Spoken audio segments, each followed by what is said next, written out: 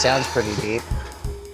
You can talk to me about spirituality. But not to him. I feel like that's what's interesting here. In his life? That's what I think is interesting. In my I don't know. We're going to learn some life. stuff. Do you guys want to start? How are we going to start today? I got a good intro. But I mean, are we just going to go straight to the intro, or are we going to do anything before that? We're kind of doing the before at the Okay, moment. we're doing the before that? Okay. All right. Oh, yeah, fine. we Let's drank start liquid then. death at the beginning. Yeah, We that drank was good. liquid death. We got stitch slippers. We did. Okay, let's move on. Let's move on. Chris is on his phone. Let's move on. Naljorpa? Now, Jorpa. What's now Jorpa? Okay. Today, on the Combat-Based Podcast, we have a guest. Naljorpa Chhi'mèd Künzang. Chhi'mèd. Well, don't pronounce the D. Oh, sorry. Chhi'mèd Künzang. Thanks. A combat-based black belt, ordained practitioner of Vajrayana Buddhism, and longtime martial artist.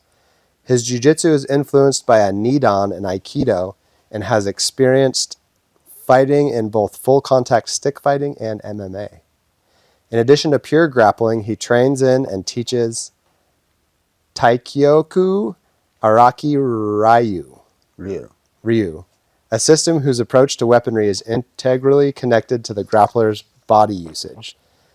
These aspects contribute to his primary practice of Gésar Gar-tak.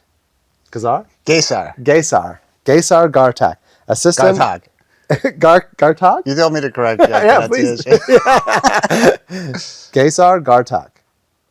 The problem is I tried to look this stuff up beforehand, and there's like not a lot of information about that stuff. I would have told you before if you asked, but I don't know. I don't want to bother you.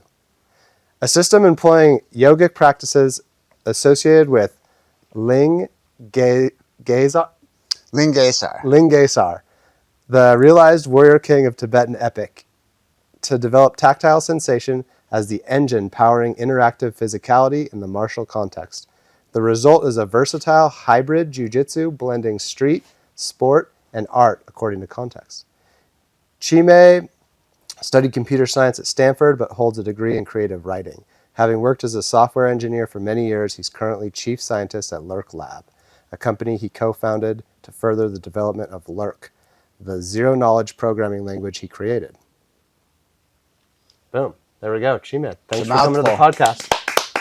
I'm so happy to be on the podcast. I've watched it so many times. I feel like I know this studio. Amazing. You know our studio, yeah. And you've been here so many times, oddly enough. I have. In a different context, though. Yep. And that's the thing about it is I'm sure, like, not just our mat, but everyone's mat. Like, in one sense, you get to intimately know people, but you almost can know nothing about their life, what their careers are like, their family life, their childhood origin, all that stuff, what drives them, all their passions. Even though you feel it, them, and you know them intimately, you miss that. So. But at the same time, there's certain people that you come in contact with who you feel more safe with in a certain way, like being vulnerable. Like I've been very vulnerable with Chhi'mèd a lot of times, usually on text, sometimes in person. But, you know, like some people you have that connection with because you just feel like, for me anyways, I don't know, maybe not everybody's like that. I can feel that there's that safety kind of, or maybe it's spirituality. I don't know what it is, but it's that feeling of, you know, more than just knowing somebody for many, many years, but just feeling like they would give you good feedback. Like this is a person who I would want to bounce stuff off of because this is a person who can calm me down, first of all. He's calmed me down. He's walked me off the ledge more than once. The ledge. We love the ledge. I think they go together, kind of what you're saying, because there's something nice about not having to know anything about someone but what's happening there, because that's what actually matters, right? Like if you would go rock climbing with somebody, you don't need their bio, but you need to know whether they're going to belay you properly, right? That's true, yep. And the more you feel that without having to validate it through other channels, then you can really rely on that. And I think that builds the kind of trust that you're, because I mean, I've known you guys for like 13 or 14 years or something at this point. And a lot of rolling. Mm-hmm. And for me, rolling, because it's just that one thing, and you are actually putting your safety in somebody else's hands, it does build trust that words won't build or at least not nearly as quickly. Yeah, I've like heard people say that one of the jiu-jitsu benefits is that you have to put your trust into others, and that enables you to become a more open person in real life. Yeah, less yeah, Less caged, fearful. less careful, yeah, Fearful. less fearful. Fearful. Not only do you get certain like skills to help yourself if you know you're afraid of somebody attacking you, but also like getting to know that people can be trusted, they can be safe. I can trust that people are not going to kill me when they're trying to kill me because they're going to respect the tap. Yeah. I also think like outside of a physical training context, if you're like me and I'm not getting in fights all the time, there's a lot of things that emotionally feel like you're being attacked in daily life, in work or whatever. And when you actually deal with being physically attacked and learn what that is, I think you realize that those other things don't actually have to be as emotionally triggering because you aren't going to actually get hurt by that thing. And so, like, point. who really cares? You're making a sound. Like, I can take a moment and respond to this as a human being rather than immediately going to my adrenal reaction to what you said. So, where'd you grow up? What was your family life like? I grew up like almost right here. I grew up about a mile and a quarter, maybe a mile and a half from where we live now, which is about 20 minutes from here, up on the top of the hill. I mean, PV, Palos Verdes Peninsula.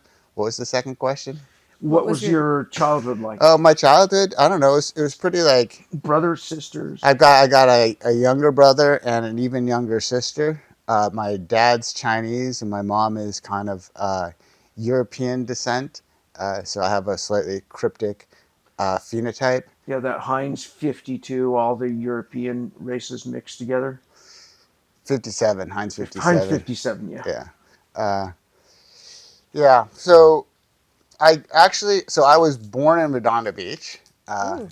Lived in PV like when I was really young, and then we moved, I think, to Australia for a year because my dad had a job in Australia, and then I think we moved back to PV, and then we moved to Australia for a year again because my dad had a different job in Australia, and I remember that one a little bit, and then we lived in Palm Springs for a year, and then we moved back here, and I basically just PV was like the ultimate boring place to grow up.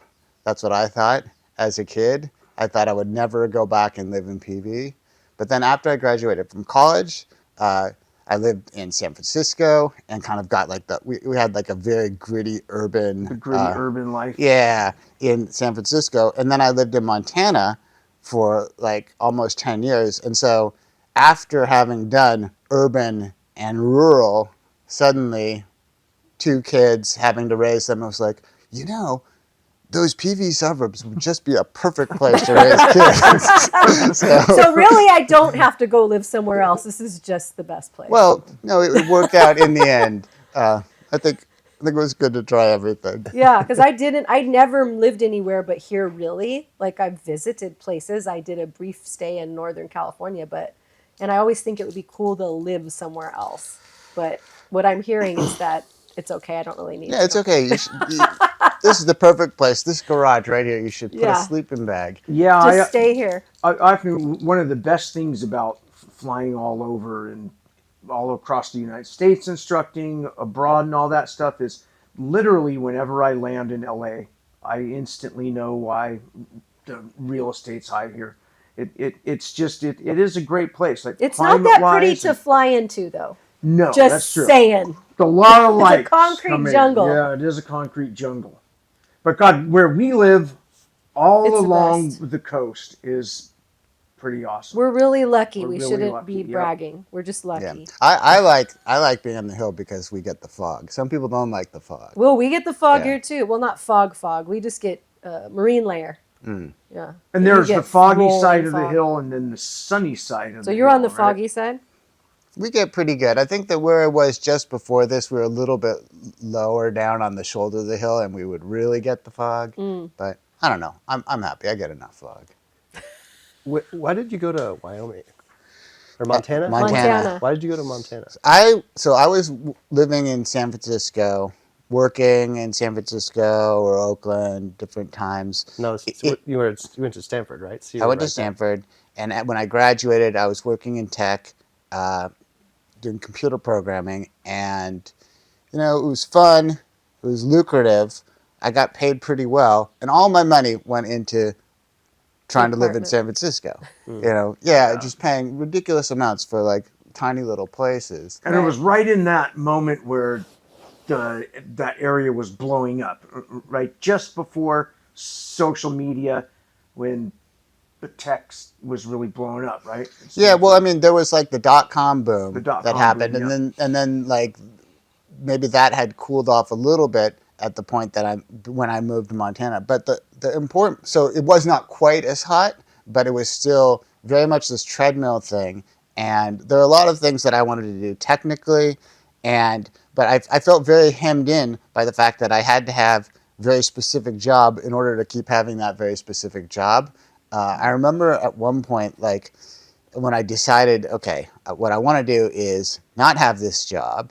And then I won't need to have this job if I don't have this job, since the reason I have this job is so I can have this job. And I remember telling my manager at the time, like my plan, like, okay, I'm gonna resign from this and blah blah blah.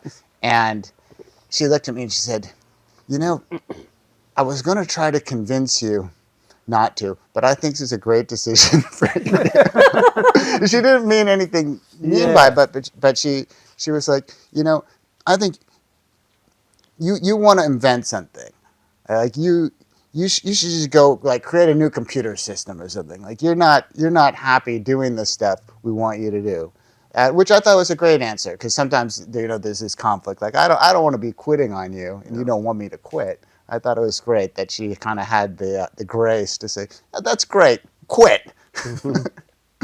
And then you headed out to Montana after all that? Yeah, so I ended up going to Montana, where the cost of living was much lower, especially when we first moved out there. We were just staying in a friend's guest cabin. They had built this 320 square foot cabin, so I wasn't paying any rent for like the first number of months we were there. We ended up buying a 20-acre place, and we were paying less on our mortgage of a 20-acre place that was 25 miles outside of town than like on a studio apartment in the worst part of San Francisco. Wow. And while you were there, you were entrepreneuring, and you discovered jiu-jitsu at SBG Montana, right? Yep. When we first went there, I wasn't doing any martial arts, and we started learning how to ride horses, which I never thought I would get into horse riding, because I grew up in PV. Mm-hmm. People do ride horses in PV. You know who rides horses? Little girls. Little girls, yeah. Okay. So I never thought that, it didn't even seem like a thing that men would do because of the culture here. But my wife also grew up around here, and so she had ridden horses and stuff like that. And so we both kind of got into it a little bit, and I was picking it up pretty naturally. And she said, why are you picking this up so naturally? I should be the one who is better at this because I've done it before. I was like, I think maybe like I did this Aikido stuff before. It could be that. And she was like, then like maybe I should do that. So we started taking Aikido in Kalispell, and we did that for a number of years. Eventually, I sort of stopped doing that.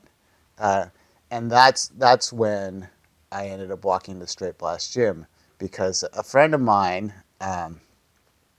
who lives around here also had he sort of goaded me into signing up to do this Dog Brothers stick fighting thing. Because I was always doing my funky stuff, and I would talk to him about it. Like, he's the guy, we would write these long emails about martial arts stuff.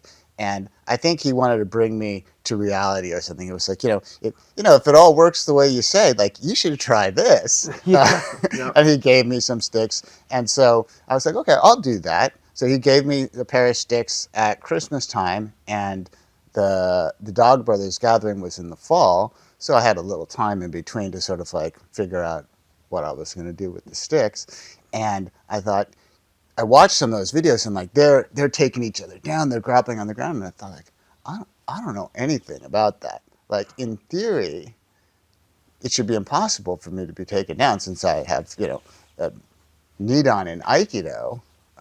But maybe that's not actually true. So I walked into Travis Davison's SBG, and took their wrestling for fighting class. And so actually I came in through like a wrestling thing. And then after the first stick fights, I was like, I like this gym and there's more. Like I should probably learn how to punch a little bit. So I started taking a boxing class. And then one day I came in for the boxing class and Travis said, oh, no boxing class today. Coach couldn't make it. Jiu-Jitsu class. And that was it. I took the Jiu-Jitsu class and I had a lot of fun. And I also got really frustrated because, again, in theory, my past experience should have let me do better, I would have imagined. And I did not like getting pinned and feeling powerless. I liked the fact that it could happen and that there was this whole area that I hadn't explored enough. But also I was like, I need to close this hole. This is not good. If I think of myself as a martial arts person, I shouldn't be this powerless with these scrubs, these kids. So I got sucked into it that way. And then you were writing English or Western? Writing? Well, I was mostly writing bareback, so bareback. Neither would be applicable. Wow. But then later I mostly rode Western. And then What's the difference? I only know loosely at the Western you control the horse much more with the reins, and European it's much more with leg pinching and stuff, right? I'm not even an expert on what they do, but they do a lot of like when they trot they post. So they actively go up and down in rhythm with the trot so that there's these certain touch points, for example, and in Western riding, they tend to just kind of sit and relax. Yeah, they kind of bounce, but if you do it right, it's like it looks less graceful, but you're kind of secretly posting a little bit, but like with a broken rhythm. How do you hold on to the horse when you don't have a saddle? You're saying bareback. You kind of bounce. You can squeeze them with your legs a little bit. But I mean, like with your, what do you do with your arms? Like a back mount. Oh, so yeah, kind of like a back mount. You probably have reins, but I also like to do it just with like just a halter and not reins. At first, I thought that was the purest thing, like the most minimal control, no saddle, no reins, but you still got something that you can give some direction with. Mm-hmm. Wow. Yeah. So, didn't you when I met you? Travis had sent me a text saying, "This guy is pretty tough."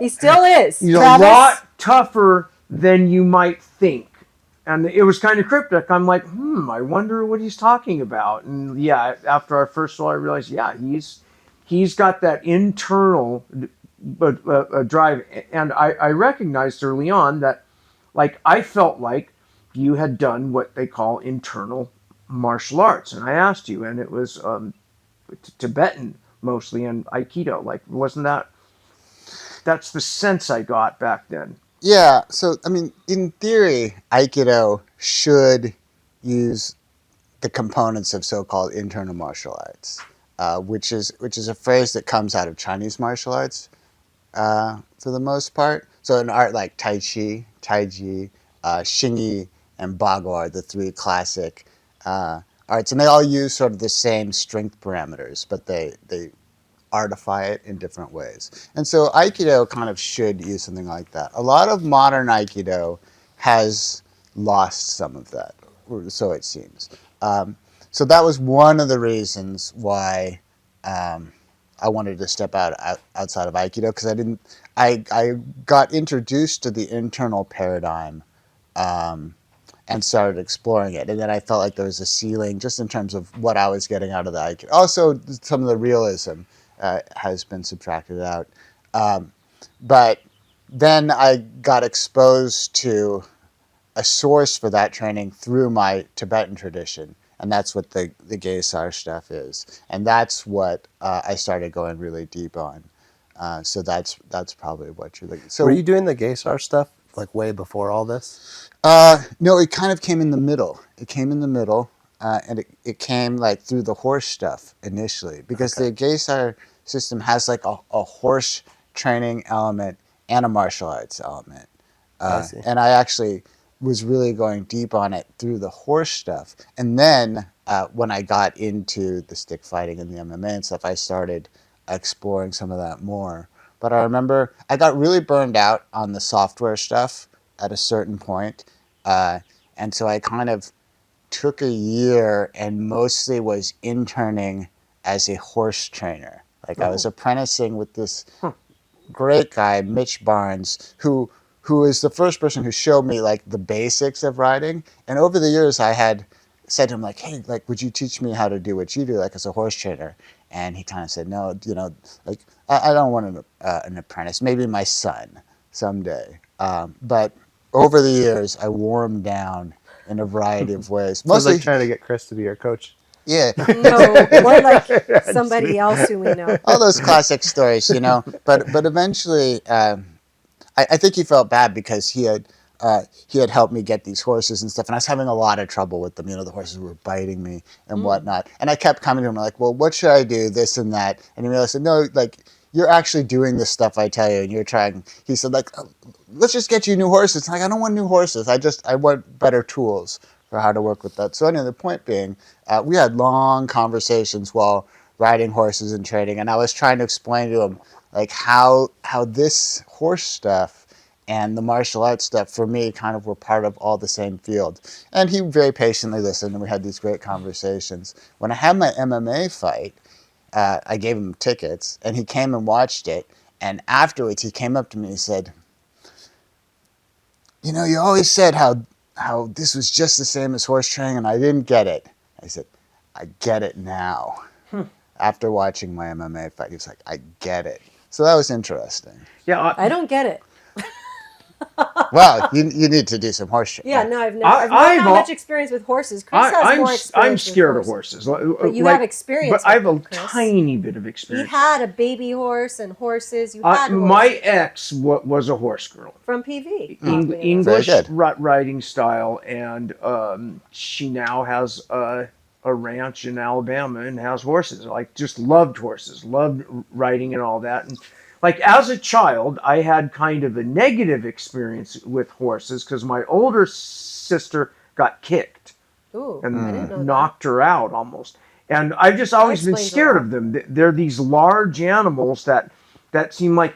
So as a kid, I was always warned, never walk behind a horse. Yeah.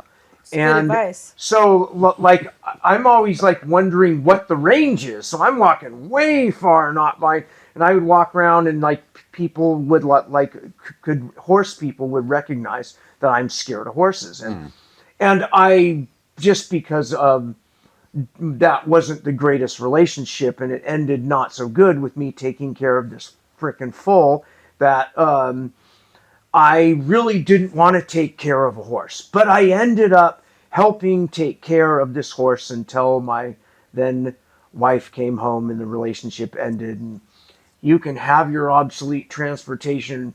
I am getting in a car.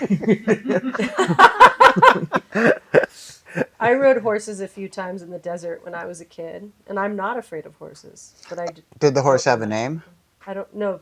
Different horses. Because I went to the desert Oh, did you? on a horse. On a horse with no name. No. Sorry. So where's the Vajrayana Buddhism come into play here? There's so many different things. See, that's the thing, is I feel like I don't understand I've spent some time with you and I've learned some stuff about some of your practices, but there's like so many different things going on. I have trouble tracking. I know, it's hard to parse. What do you do? I'm Who are you? old. What's going That's on? what happens when you get old. Yeah. It's just you more have and more things. things. More things that more experiences you've had. Yeah. But there's also that condensation, trying to make it all a tight package. So the Vajrayana for me is kind of a core part of my identity. You know, I have a Tibetan name, which is not the name that I was born with, but that was my name that I received when I was ordained in 2005. So that was kind of in one sense, the end, in another sense, the beginning of a process of investigation into Buddhism, you know, that had started when I was in college. It's kind of like ran concurrently with my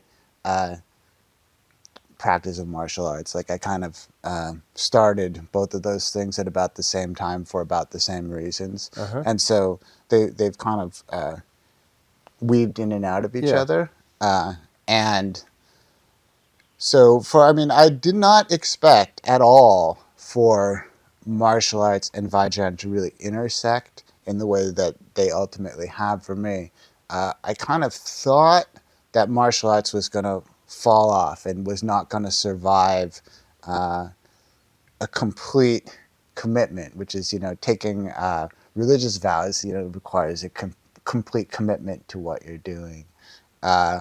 So that's why, like, for example, when we started the Aikido again in Montana, I was like, oh, this could be a thing. But I had to look at it like, does this actually fit in my life? Can I do that? And it turns out that it worked out.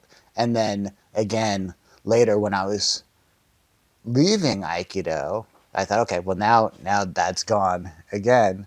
But then this other opportunity arose, and my teachers introduced me to this other set of practices, and so martial arts kind of came back, and now I think it's here. But there's no conflict at this point.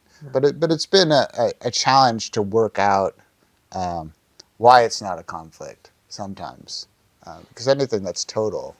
You see, I've always found that, like I've often said, and of course I'm leaving out nuance, but Aikido as a philosophy is exactly what we're trying to do in with Jiu-Jitsu.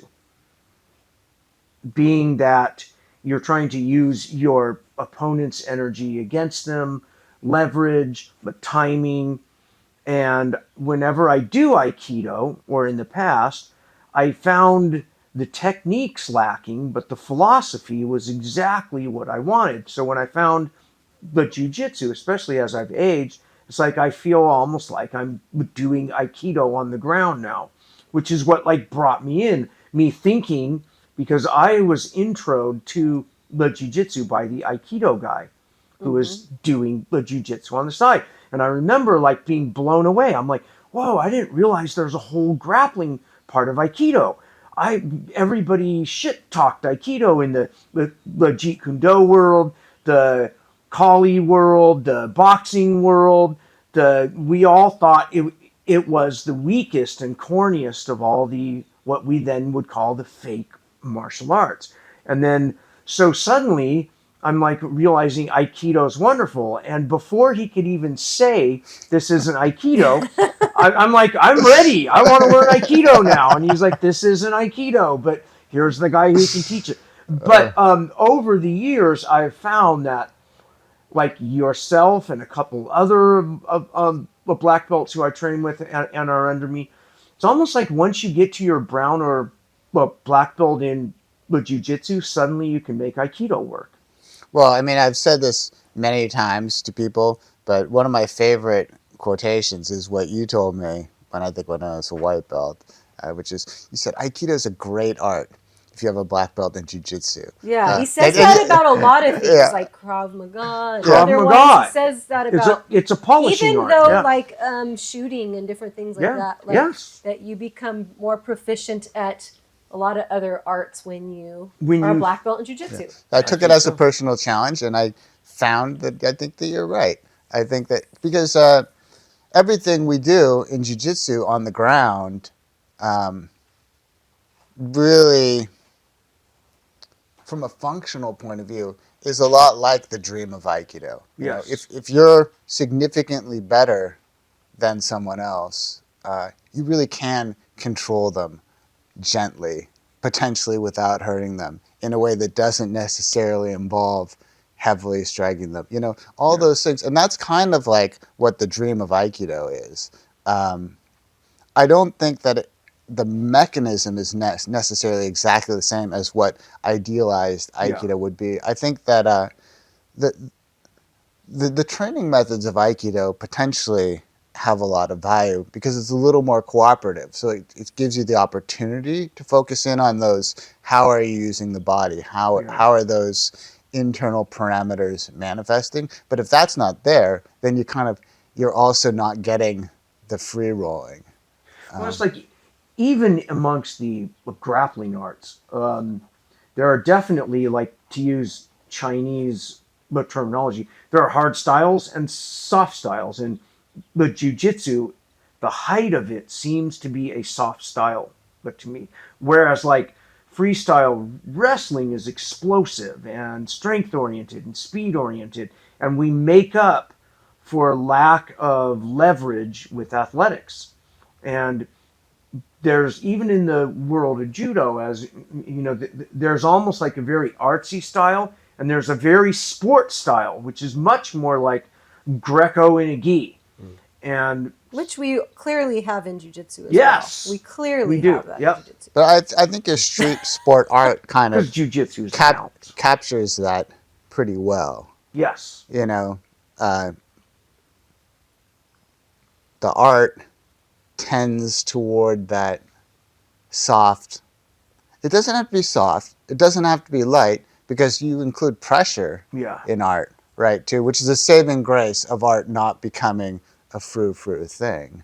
But I really like that formulation because it means that you can acknowledge that these are distinct components and that they're actually all worth training. Yeah. Like if you don't just focus on art at the expense of sport, and you don't forget about street. Like, so that's why, for example, some of this other weapons related stuff that's very connected with grappling, like the style of grappling that would promote is going to be very much on the street end of the spectrum. Yeah. But it's great to train that too, because then that gives you the freedom to also say, you know, I can relax. I can go very art direction in order to improve the whole. I don't have to worry that like this other stuff is being forgotten. Yeah.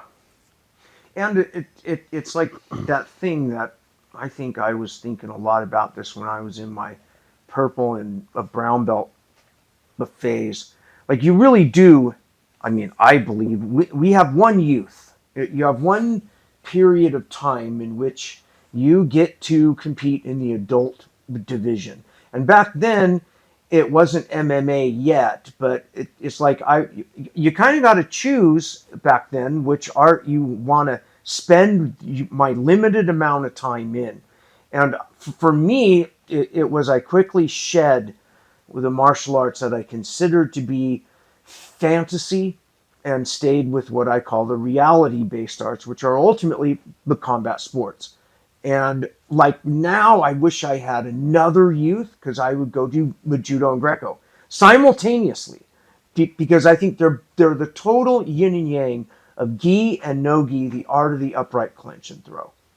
Like I love that thing. And then wrestling with jiu-jitsu are almost like the yin and yang of the ground component of this. Yeah, I remember you actually gave a whole lecture about like the vertical and the upright wrestling, Greco, on like the first class of yours that I attended. I wrote like a huge write-up of it afterwards for my own notes. It was like you taught some judo throws, you were showing like some Greco stuff.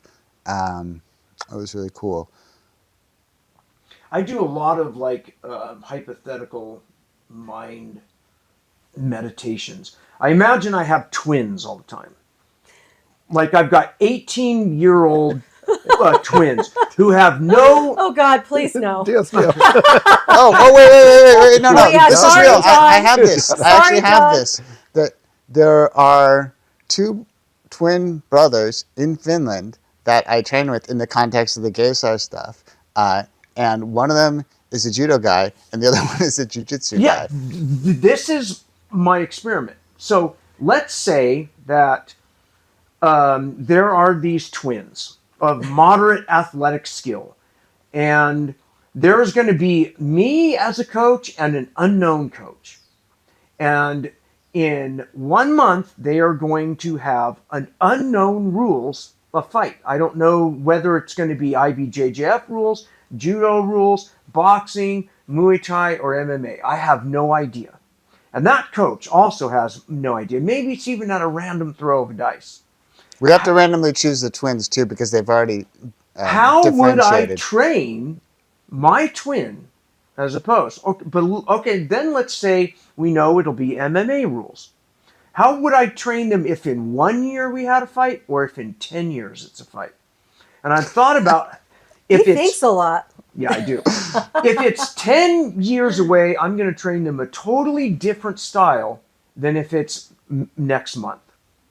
And if it's next month, it'll be a much more hard style, mental edge, fight your ass off for 3 minutes, win or die trying, blah, blah. But if it's 10 years away, I'm going to bring them through a much more course of strikes, clinch, ground, balancing it out, and giving them a whole game. So like when I get students, I'm always teaching them for the fight that'll happen in 10 years. Because that gives you the better package. I'm not teaching you to be ready to hit the street in a month. Because then I'm not going to waste my time with learning how to invert or any of these other aspects that I'm having here. And I think when you clarify the purpose and the point and ask for why, then the epistemology of how comes in as a coach. And I love when I get guys who come from other styles to see how that integrates. Because in my mind, I'm having this fantasy where I'm training guys for unknown rules of combat in unknown environments. It might even be a water fight. It might be a fight in a sand pit. I love water fights. Yeah. I think we need to find a set of twins. I already have them. I told you. I have them. We can do it if you want. We just have to bring them from Finland.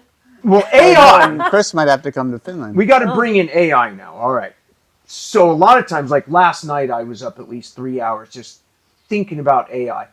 And I don't know a lot about computer science. Like I probably, if you gave it belts, I'm barely a blue belt, not even that. But I have watched like things because I am absolutely fascinated. Cryptonomicon was one of my favorite books. That book so brilliantly, eloquently, artistically explained what fucking computers are. But to me, like computers? You know the ones. computers, yeah.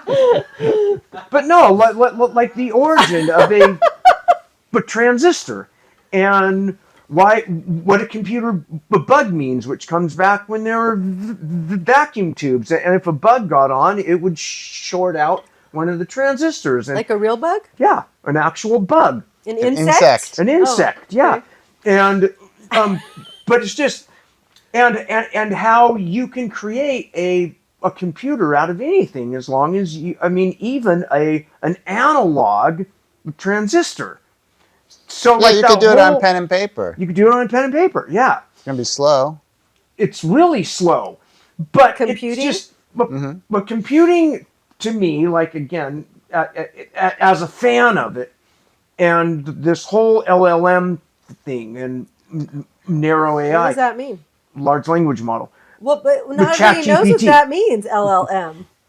A, B, C, D, E, F, G. ChatGPT is a large language model Okay. of computing, and it tricks us into thinking it's conscious because of its access to the internet and access to everything we have, and Like how Siri?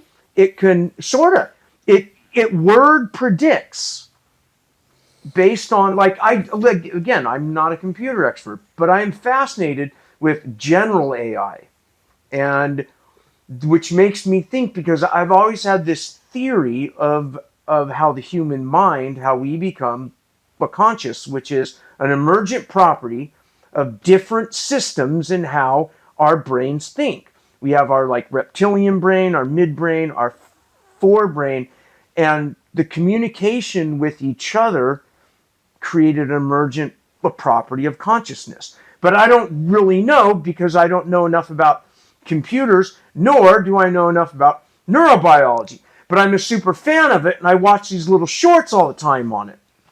I'll tell you a great book to read if you're Yes. interested in biology, like neuroscience and computer stuff. There's a book called Surfing Uncertainty by Andy Clark that came out a few years back. I'm started rereading again in light of LLMs, but there's a certain point he mentions, like, for example, such networks can be used to predict the next word of text or something. And when I read this the first time, this was before the LLMs like really started accelerating, and I just kind of glossed over it. And I'm rereading. I'm like, okay, yeah, that's an interesting thing.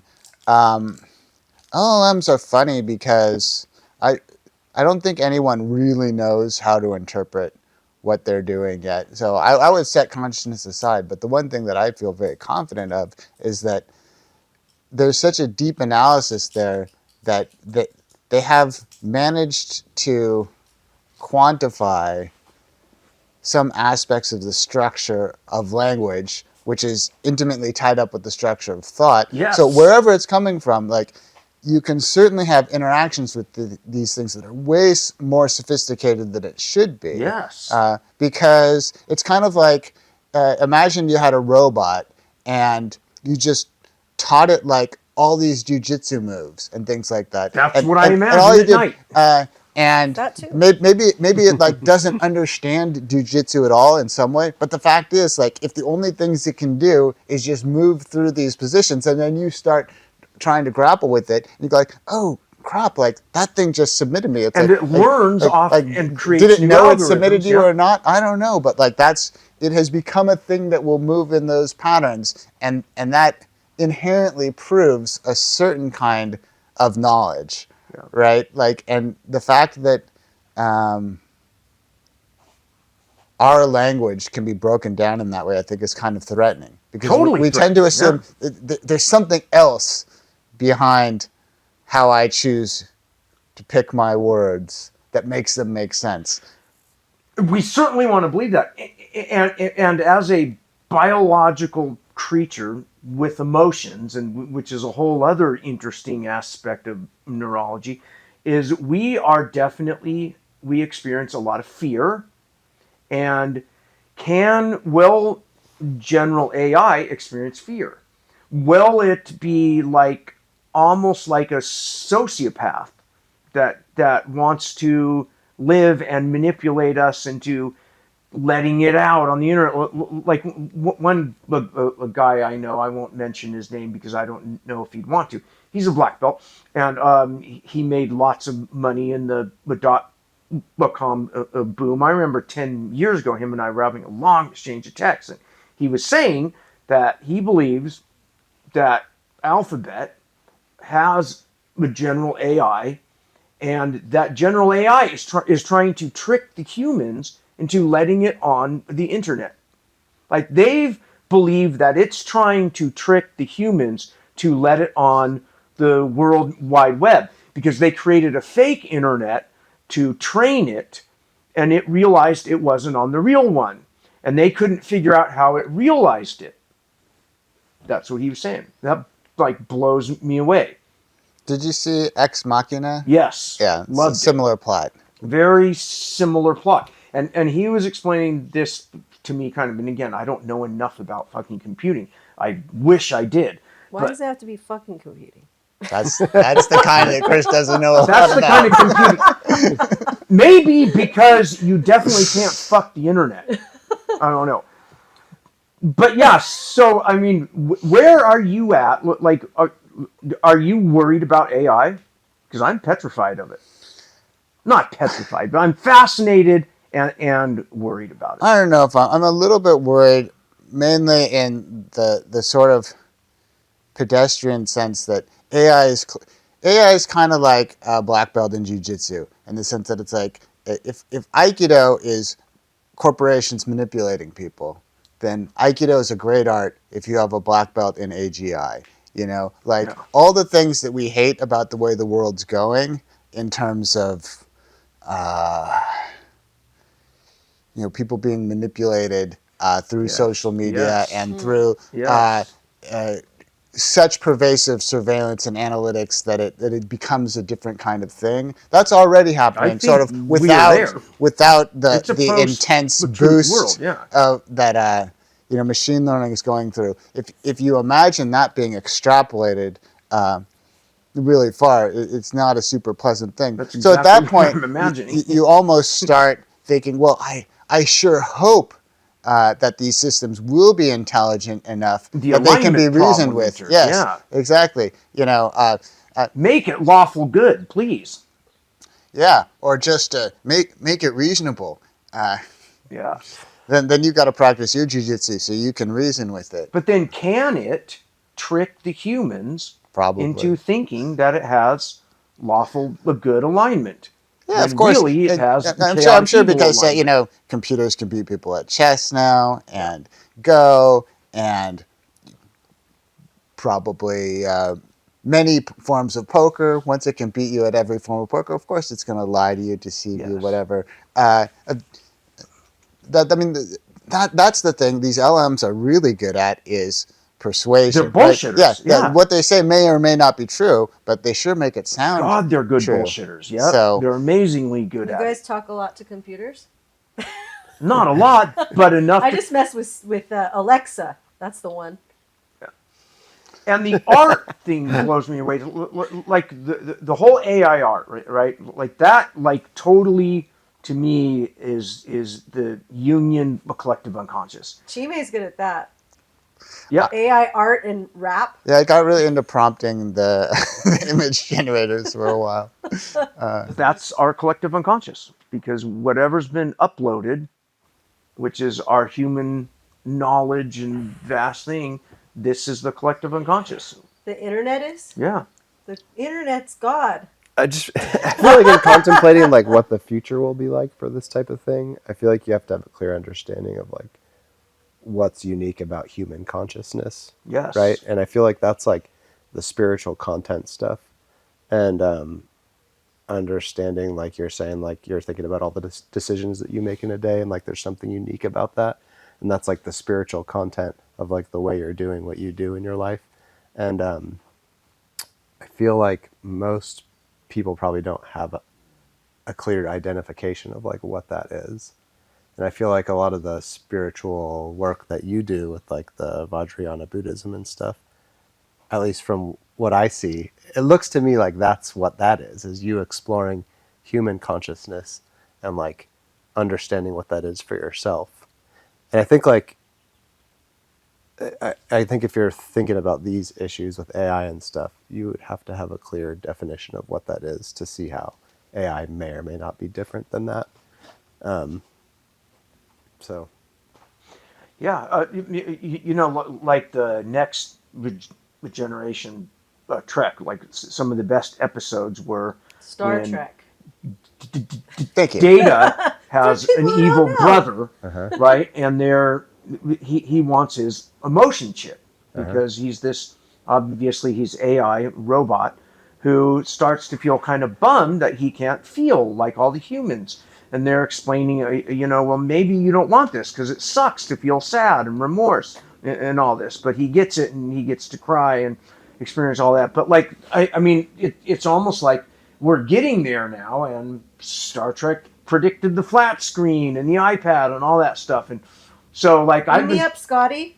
we're not there yet, which is a whole other thing that scientifically is possible, that you could replicate every atom in your body, every molecule, every structure, but then you can make multiple copies of yourself. Would you still be you? That's really weird, like, right? When you have like, I forget the name of the ship, but like if you took a ship part by part and you The rebuilt ship it. of Theseus. Theseus, yes. Yeah. I actually, a friend of mine and I did like our philosophy project on that. We wrote like this dialogue, and we even used Kirk going to the transporter as one of the characters. And I don't fucks- even remember Yeah, where we were. and But imagine it's if it a fucked perennial. up, and then there were 9 Kirks. Which one is the real Kirk? Yeah. The real Slim Shady. They're all of them, right? But wouldn't that be weird? Because then you would realize you'd have to introduce the chaos, because one little flap of a fly's wing, and he turns his head this way, made him walk a bit slower, missed the elevator, and that Kirk ended up in an accident and died. The other one ran into a guy who made him admiral and changed the whole course of that Kirk's life. And then it makes me think, at least of all the little things that alter our life's course. But you can think of it just in a normal life too, right? Like why am I this me rather than a slightly different me that made a slightly different decision a moment ago? And are you even making choices? I Like, think about what that. what is the you that is you? And that's going back to your question. Like from a Buddhist perspective, we talk about emptiness of the self. In a sense, like my identity doesn't, from this perspective, actually have any fixed thing at the bottom of it that you can say, wait, because any one of those things could have changed, and it would like whatever happens. If I really believe in me as a solid fixed entity, like you're never going to convince me that that's not the case. So even if I do the most uncharacteristic thing, like drink this liquid death, spit it out, because I would never do Spit it that. in But my then once I've done that, then like that's the thing that I would do. Like there's nothing that after I see myself do it, I won't think, well, I did that because I did that. But I don't know if I'm explaining this in the best way, but Yeah, I mean, that's like kind of one of the things that I've always liked about the Eastern religions, Taoism, but Buddhism, is that question, and it's the question that Siddhartha asked himself, right? Is who is me? Who am I? Who is asking? Who is up in my head, wondering who I am? Who's And up in my head? that's kind of a weird thing. Like, I mean, I don't know about you guys, but ever since I'm a kid, I'm tripping out just on consciousness. I think it's the weirdest thing in the world. Being aware of being aware blows me away. I had to chill out on that because it made me kind of a little too cuckoo. and that's too that's cuckoo, like too anxious. Chill out on that. the Buddhist perspective is that awareness is enough. You don't have to dig past that. Right. The more you try to unpack it, then you're going to find many answers, and they may contradict each other. Yes. So that's the idea of form and emptiness, right? Form is emptiness, and emptiness is form is a line from the Heart Sutra. So this idea that the emptiness aspect of awareness is constant, but the forms that it takes are completely myriad, and there's nothing in particular you can say about form other than that it's empty. Yeah. Sounds a lot like AI. It does.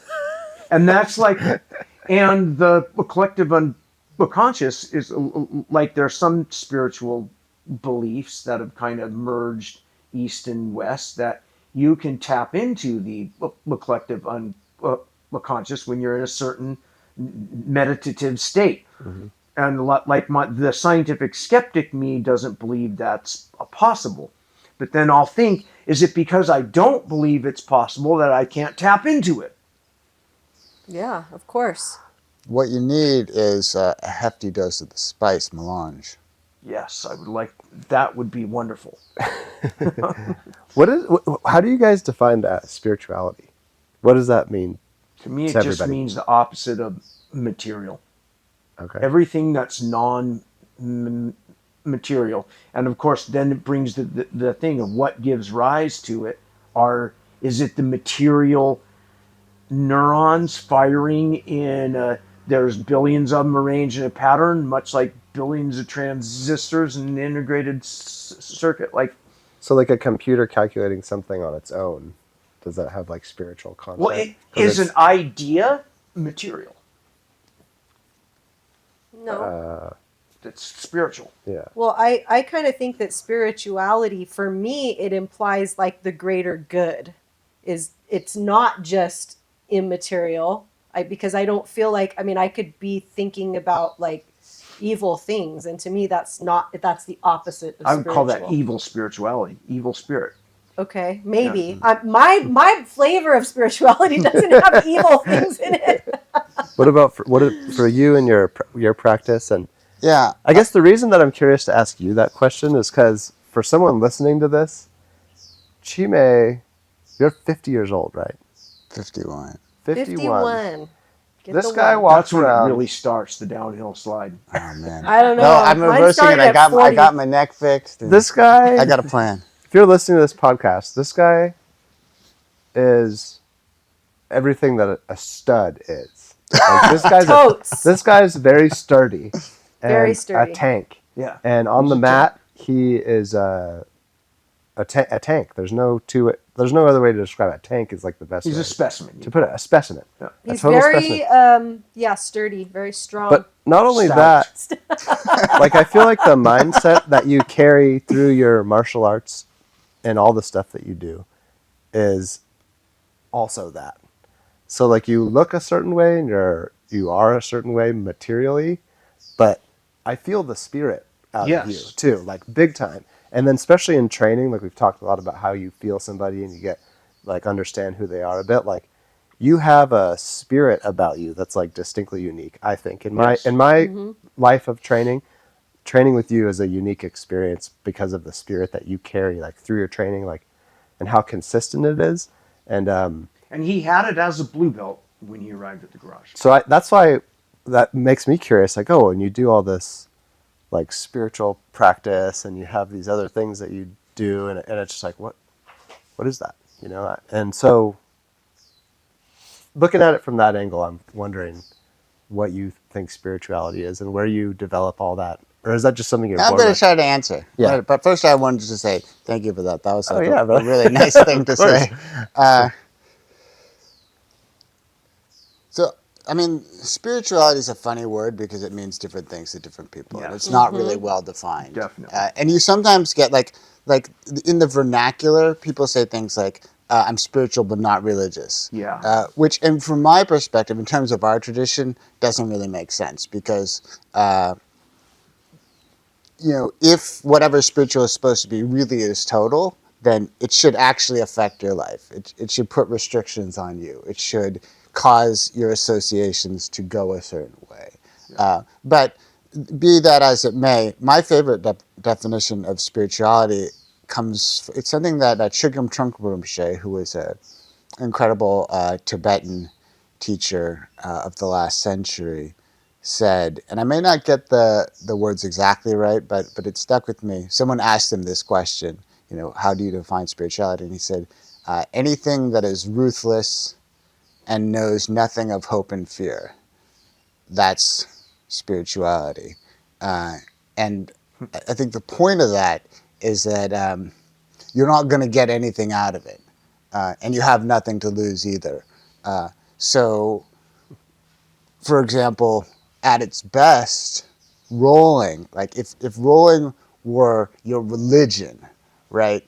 Like the sacrament, and think about like the Japanese arts and how much ritual they have around that. That's because, traditionally that is kind of the container that they're trying to put it in. It's like it's a life and death thing, even though we're not training. Well, we are. I'm going to choke you. That whole practice of surrendering yourself into the void, where you no longer fear loss or death. You're not in essence, you embrace it so you don't fear it. And you referenced this early on in my training. I remember I asked you a question. I said, Chris, what do you think about this? Like sometimes when I'm rowing and I look around and I see certain people, I think like I'm gonna have to roll with that guy later. I'm gonna kind of conserve my energy so I'm ready for that one. Like, is that cool?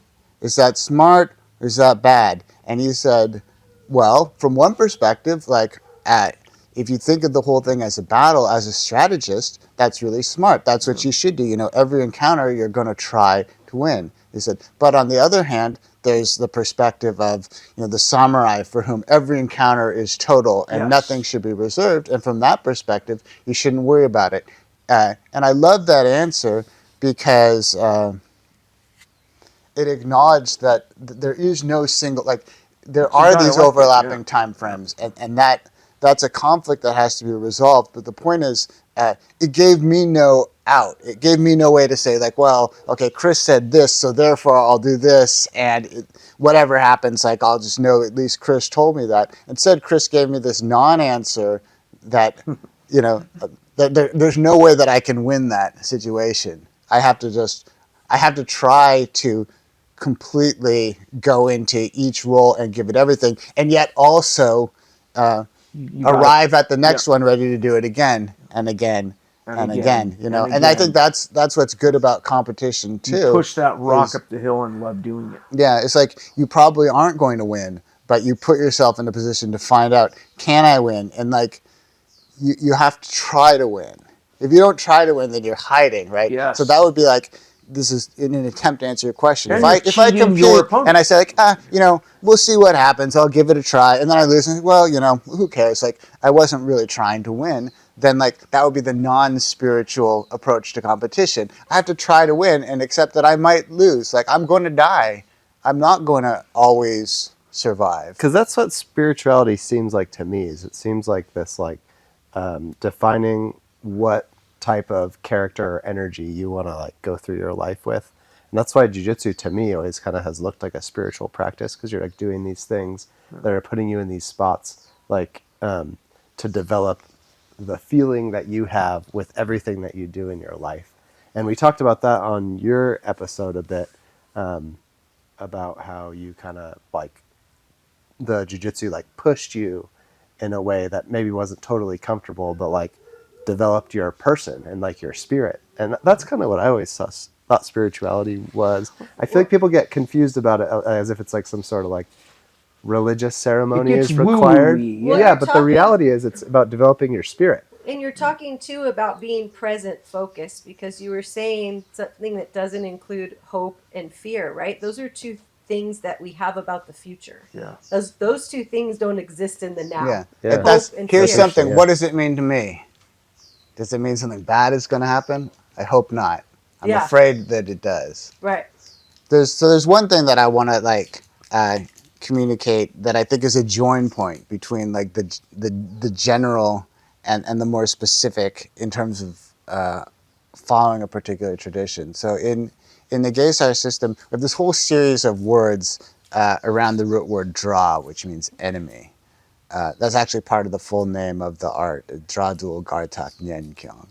But there's one particular word is drashe, which means warrior's attitude. And I think that, like, this by itself could be the practice for people who are engaged in martial art. It's like, what is that attitude that kind of, in a sense, like Chris introduced me to that with different words, is like, how is every single moment of not just the current situation, but the next situation, which is actually the same, because there's no gap between them, right? That's why, like, the roll ends, but I don't just immediately turn off, right? Like, he might suddenly reattack me. This guy actually happened. Or, I go off and the open mat has ended, but now I'm driving home. Like, the warrior has to be completely there in each of those moments, not only It's in never terms over of, till like, it's over. I'm trying to have a fight and I'm trying to win, but also, like, I have to comport myself in a respectable way, because everything I do is going to have a consequence. And I have to think through and try to use the right technique for the moment, knowing that there might not be a right technique, but I have to try to do the right Still thing. gotta be And that's the art, right? It's like, Yeah. I'm going to try to do the perfect thing, knowing that maybe what I do won't be right. But if I'm always trying to do the best thing that I know how to and refining my understanding of that, then in a sense, I am always doing the right thing, because that's the best I could do in that moment. And I will learn from the outcome, even if the outcome is that the thing I was afraid of happened. And it happened. Now I know better. Do you guys remember at my training spot, there was The like hurt a yurt? drawing? Yeah, the hurt yurt. There was a drawing on the wall of, like, a guy with his, like, fists up like this. Oh yeah, yeah. And then there was, like, a wooden plaque next to it that had kanji. That's what that said. It said the warrior spirit Oh, in kanji. Yeah. there you go. Yeah, I always kind of think that like the other aspect, like when you ask anyone, what is your form of spirituality or sense of it? Like in one sense, I think there's mind body, and then that integration is what gives rise to spirituality. Because I always think the mind being the intellectual thing, the body's the emotional, visceral thing, and the integration is spirituality. But that's just one model, right? Everybody has. Can I break it down Yeah. more fine grained for you from like my perspective? Yes. So like in terms of Dzogchen, which is the root practice of my tradition, we would talk about sem, which means mind, but there's semni, which is the nature of mind, and then there's sem, which is like the content of mind, right? So when you talk about intellectual stuff, that's like what moves around in mind, but mind is a bigger container, that manifests awareness. So, and then between mind and body, you have this intangible substrate that's harder to notice, right? So this is like the subtle body. This would be like the chi or the prana, Life ki, force? Is that whatever. what that Yeah, means? and so there's a connection between those through the breath and through particular practices. Yeah. But there is a hierarchy of substance-ness. Well, it's kind of like there's the hardware, there's the operating system, the software, and then content.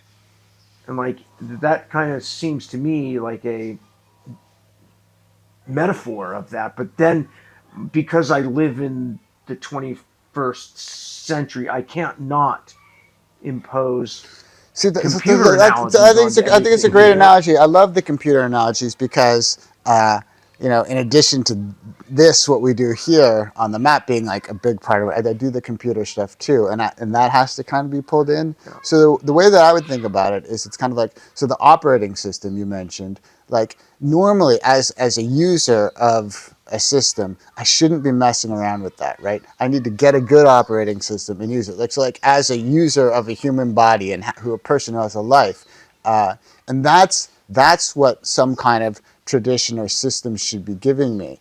But they're not necessarily all equal or good, Yeah. right? Like if I just say, hey, I'm going to make my own operating system, and this is like, people want to dabble in what they think of as spirituality. It could be that you're just like making your own operating system, Right. and that's, you may just end up with something buggy if you do that.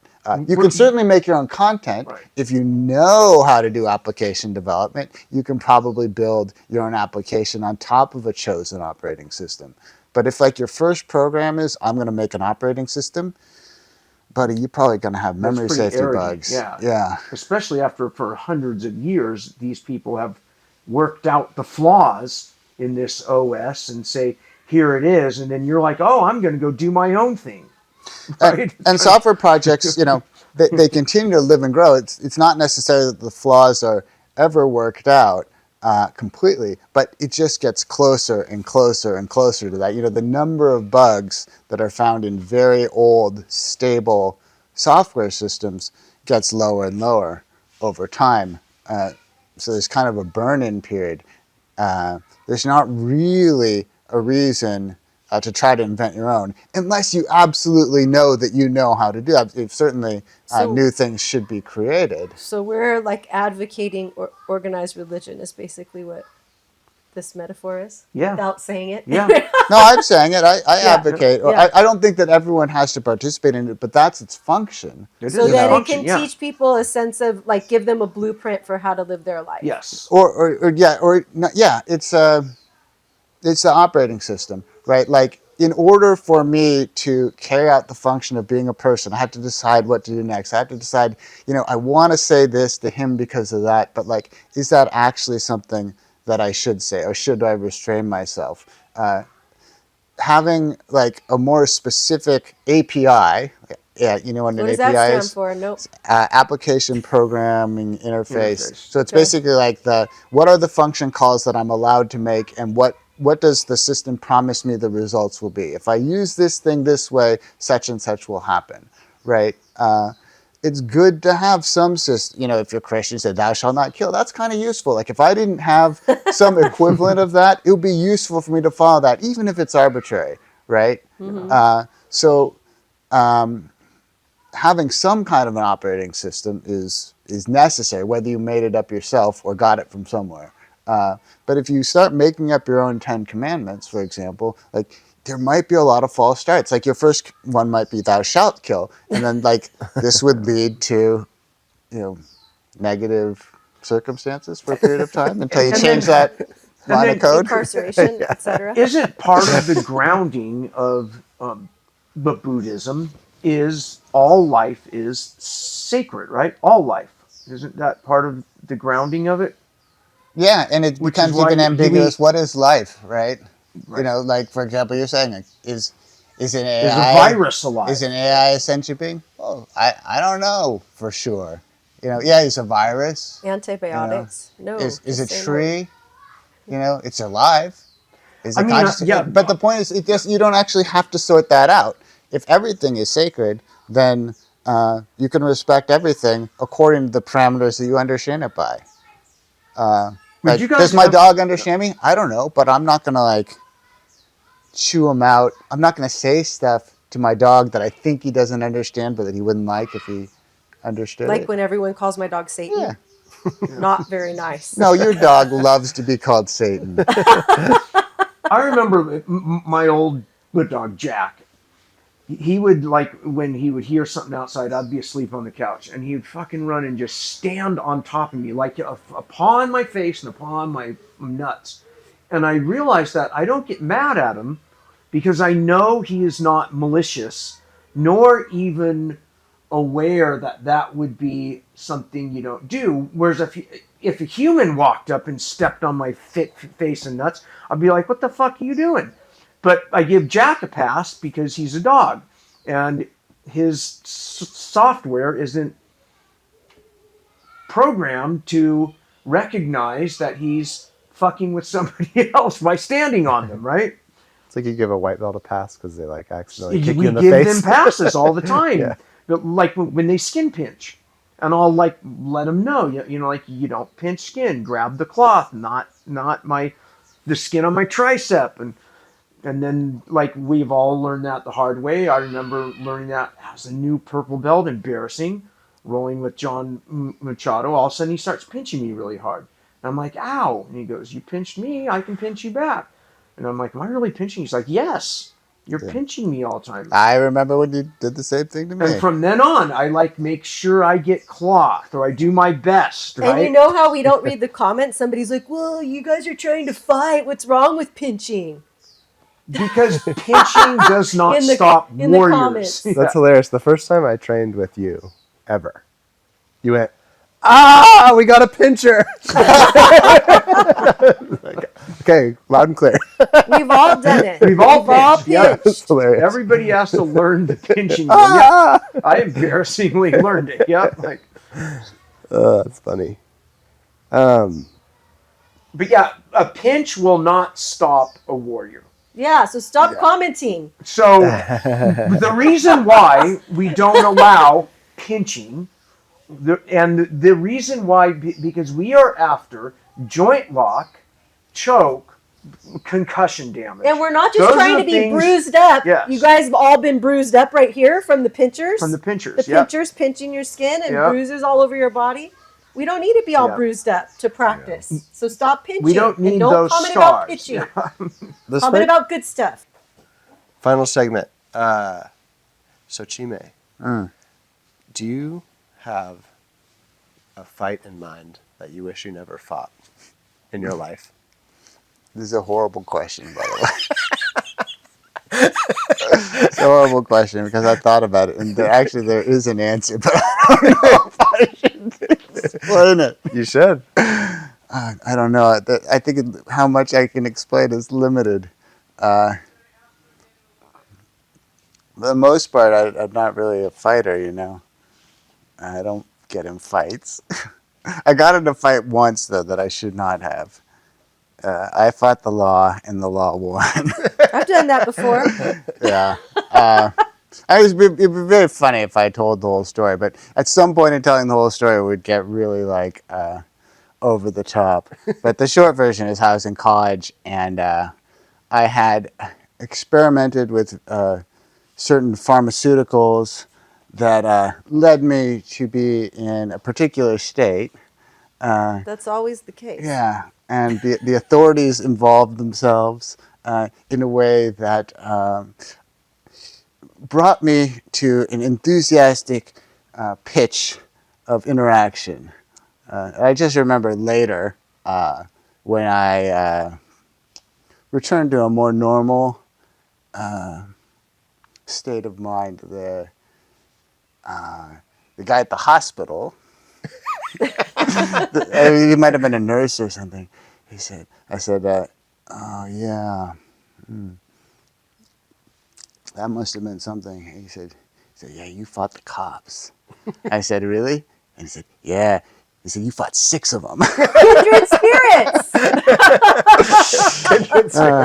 And, as much as I try to spin it, like, that probably didn't help anything. I can't imagine there was a great deal of positive outcome that came from that particular instance. And it was an actual fight, I guess, of kind, So I do regret that having happened. Nice.